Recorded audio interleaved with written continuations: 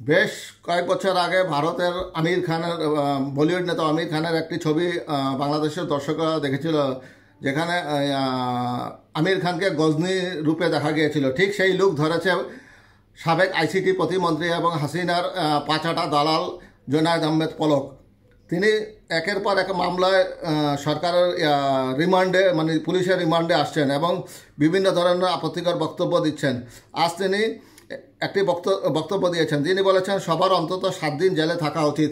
তাহলে আমাদের প্রশ্ন, আপনার স্ত্রী সন্তানরা বিদেশে গেল, তাদেরকে বাংলাদেশে এনে 7 দিন জেলে রাখেন, তাহলে বুঝতে পারবেন যে কত ধানে কত চাল। বাংলাদেশের সাধারণ মানুষের উপর আপনারা বিগত 16 বছর যে অন্যায় অত্যাচার করেছেন, বাংলাদেশের সম্পদ পাচার করে বিদেশে আপনাদের স্ত্রী সন্তানদেরকে আরাম আয়েশের জীবনযাপন করতে দিচ্ছেন, সেটা কেন করছেন?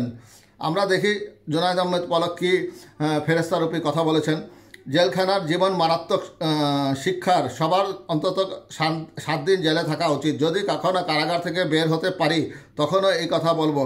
জুলাই গণঅভ্যুত্থানের সময় ধানমন্ডি থানায় দায়ের হওয়া এক মামলায় গ্রেপ্তার দেখানোর আবেদন নিয়ে বুধবার 19 ফেব্রুয়ারি ঢাকার চিফ মেট্রোপলিটন ম্যাজিস্ট্রেট আদালতে হাজির করা হয় সাবেক আইসিটি প্রতিমন্ত্রী জুনায়েদ আহমেদ পলককে। সে সময় তিনি এই মন্তব্য করেন। হেলমেট, হাতছাড়া ও বুলেট প্রুফ জ্যাকেট পরিহিত অবস্থায় কাশিমপুর কেন্দ্রীয় কারাগার থেকে এদিন সকাল 11টায় আদালতে নেওয়া হয় তাকে। বিচারক এজলাসে আসেন 11টা 6 মিনিটে। এর মধ্যে সাংবাদিকদের শুনিয়ে বেশ কিছু কথা বলেন পলক। এর আগে অন্য কয়েদিদের সঙ্গে হেঁটে আসার সময়ও তিনি বেশ কিছু কথা বলেন। তিনি এ সময় অর্থ সংকটে কারাগারে মানবেতর অবস্থায় থাকার কথা জানান তিনি। অন্য বন্দীদের সঙ্গে রুটি কলা ভাগ করে খেতে হচ্ছে বলেও দাবি করেছেন তিনি। আইনজীবী ও সাংবাদিকদের উদ্দেশ্যে পলক বলেন, চিড়ামুড়ি খাওয়ারও টাকা নাই। কারাগারের সুমনের অর্থাৎ ব্যারিস্টার মানবতা ফেরিওয়ালা ব্যারিস্টার সাইদুল হক সুমনের সঙ্গে রুটি কলা ভাগ করে খাই। এ সময় পুলিশ তাকে কথা বলতে নিষেধ করেন। জবাবে পলক বলেন, আমি কোনো বেআইনি কথা বলছি না।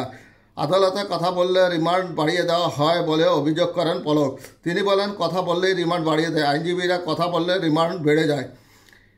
এদিন কাঠগড়ায় থাকা অবস্থায় ঢাকা মহানগর দায়রা জজ আদালতের পাবলিক প্রসিকিউটর ওমর ফারুককে সালাম দেন পলক। শুরুতে পলককে এড়িয়ে নিজের কাজে মনোযোগী ছিলেন ফারুকি। পরে তৃতীয়বার সালাম দেওয়ার পর জবাব দেন পিপি ওমর ফারুক।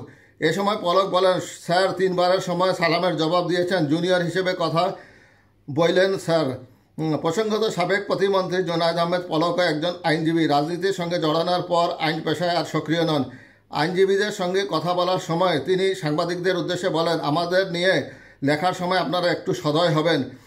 শুনানি শেষে পলককে ধানমন্ডি থানার মামলায় গ্রেপ্তার দেখানোর আদেশ দেন Dhaka metropolitan magistrate MA Azharul Islam. পরে তাকে চিফ মেট্রোপলিটন ম্যাজিস্ট্রেট আদালতের কাঠগড়ায় নিয়ে যাওয়া হয়।